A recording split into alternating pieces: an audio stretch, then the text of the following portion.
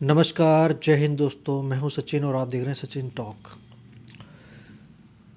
BJP 272 का आंकड़ा और 300 के ऊपर जाने का प्रयास कर रही है अपने बलबूते पर कि जो छोटी छोटी पार्टियों के विपक्ष के जो सांसद हैं, क्योंकि अब हवा का रुख अगर देखा जाए तो धीरे धीरे बीजेपी अपने पाले में लाने का प्रयास कर रही है। महाराष्ट्र से एक बहुत बड़ी खबर निकल के आई है कि एनसीपी शरद पवार अभी कुछ दिन पहले पीएम मोदी से मिल चुके हैं। कहा यह जा रहा था कि वो महाराष्ट्र की समस्याओं को लेकर पीएम मोदी से मिले हैं, लेकिन इसके पीछे बहुत बड़ी एक बात खुल के आ रही है कि शरद पवार ने एक तरीके से सरेंडर कर दिया है पीएम मोदी और अपने भतीजे के सामने कि अब ना विधानसभा और ना ही लोकसभा, क्योंकि उन्होंने दोनों तरीके से ये करके देख लिया और आखिरी में उनको जो रिजल्ट आए उससे पता चल गया कि ज़्यादा कुछ करने के लिए नहीं है।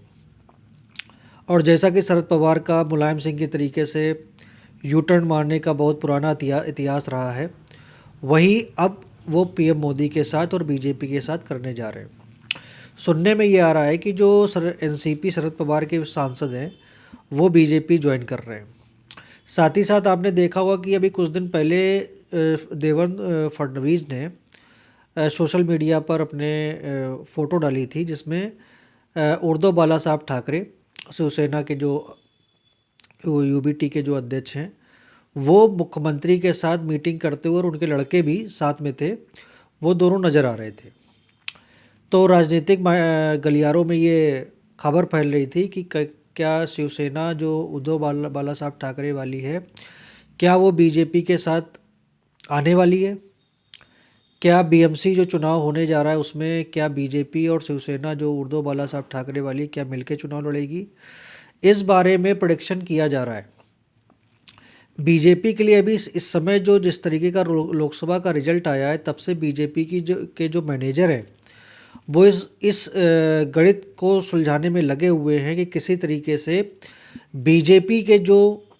सांसद ज़्यादा से ज़्यादा हो जाए, सहयोगों के जो एलाई पार्टनर हैं, ठीक है, उनके भरोसे ज़्यादा दिन तक न रहा जाए। जिस तरीके से कहा जाता है राहुल गांधी और विपक्ष के द्वारा कि 2 बैसाखी पर सवार ये मोदी की सरकार है, पहले और दूसरे टर्म को छोड़ दें तो ये तीसरा टर्म जो जिस तरीके का है वो 2 बैसाखी पर चल रही है ये सरकार।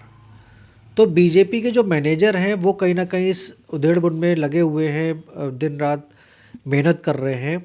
कि किसी तरीके से बीजेपी सांसदों की संख्या 300 के ऊपर पहुंच जाए, जिससे कि आने वाले समय में जो महत्वपूर्ण बिल हैं, जो महत्वपूर्ण अध्यादेश या जो भी महत्वपूर्ण फैसले लिए जाने हैं लोकसभा और राज्यसभा में, उसको लेकर किसी भी तरीके की अड़चन ना आए। जैसा कि अभी देखने में आया जब वन नेशन वन इलेक्शन का जो वोटिंग कराई गई लोकसभा में, तो 293 से 269 सांसदों का वहाँ पर प्रेजेंस लगी, मतलब सत्ता पक्ष ने विधेयक पास करा लिया, बट सांसद वहाँ पर गायब थे। तो कहा यह जा रहा है कि इसी को देखते हुए महाराष्ट्र से लेके और जो भी बिहार से लेके पूरे देश में जो छोटी छोटी पार्टियों के 1-1, 2-2, 3-3, 4-4, 5-5 सांसद हैं, उनको मिला करके किसी भी तरीके से एनडीए के कुनबे को बड़ा किया जाए। आज एक चीज़ और देखने में आई, आज जेपी नड्डा एनडीए के घटक दलों के साथ बैठक कर रहे थे। ये भी एक बहुत ही इंटरेस्टिंग पॉइंट है जो आप लोगों को समझना चाहिए कि ये मीटिंग ऐसे समय हो रही है जब बीजेपी के मैनेजर लगे हुए हैं कि किसी भी तरीके से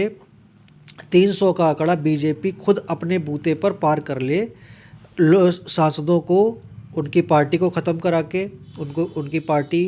ख़त्म तो फिर सांसद जो है वो अपना आ सकते हैं। पूरी पार्टी को मर्ज करा लिया जाए बीजेपी में, जिससे कि उनके सांसदों की संख्या बढ़ जाए। तो ये बीजेपी के बारे में जो मैं आपको बता रहा हूँ, ये इंटरनल, क्या ये सोशल मीडिया पर इस तरीके के तथ्य मौजूद हैं जो मैं आपको बता रहा हूँ, लेकिन उसके पीछे की कहानी कुछ अलग है। क्योंकि आने वाले समय में ट्रंप प्रशासन 20 जनवरी के बाद सत्ता संभाल लेगा अमेरिका में, उसके बाद भारत को कई कार्य करने हैं, वर्ल्ड ग्लोबल लेवल पर भी और डोमेस्टिक लेवल पे भी। तो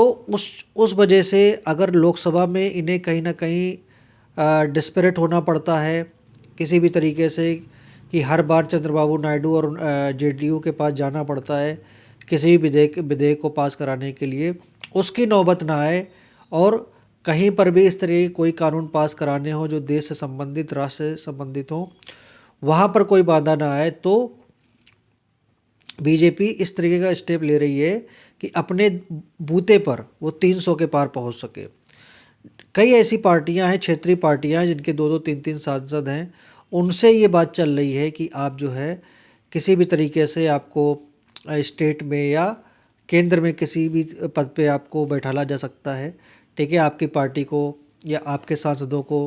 तवज्जो दी जा सकती है। इस तरह की, मतलब आप जानते हैं कि पॉलिटिक्स में किस तरीके के प्रलोभन दिए जाते हैं जब किसी को अपने साथ लाना होता है। तो वो सारा मैकेनिज़्म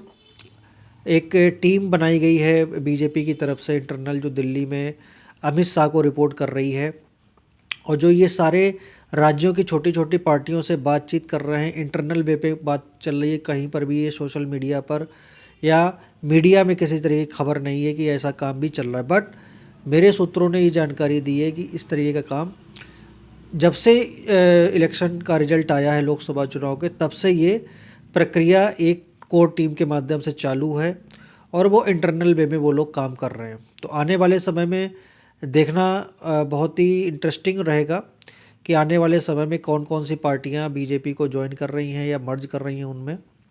और कैसे 300 का आंकड़ा ये पार होगा। आज सचिन टॉक पर इतना ही। एक आपके लिए संदेश, अगर आपने ये चैनल सब्सक्राइब नहीं किया है तो कृपया इस चैनल को सब्सक्राइब कर लीजिए और बेल आइकन का बटन ज़रूर दबाइएगा, ठीक है। और अगर आपको ये वीडियो पसंद आया हो तो इसको अपने व्हाट्सएप ग्रुप, फेसबुक पर, ट्विटर पर शेयर ज़रूर करिएगा। आपके सपोर्ट की मुझे और हमारी टीम को आवश्यकता है।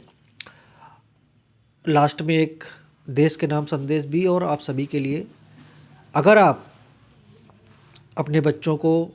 भारतीय संस्कृति के अनुसार उनको शिक्षा दीक्षा नहीं दे रहे हैं तो मेरा निवेदन है कि उनको सनातन धर्म के अनुसार उनको शिक्षा दीक्षा दें, उनको अच्छे संस्कार दें, जिससे कि आने वाली पीढ़ी हमारे सनातन संस्कृति, सनातन धर्म की वो बच्चे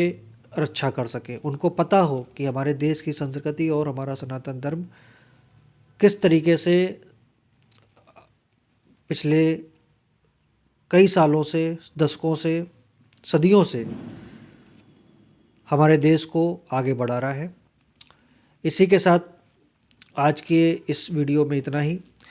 अगली बार फिर आपसे मुलाकात होगी एक नए विषय के साथ।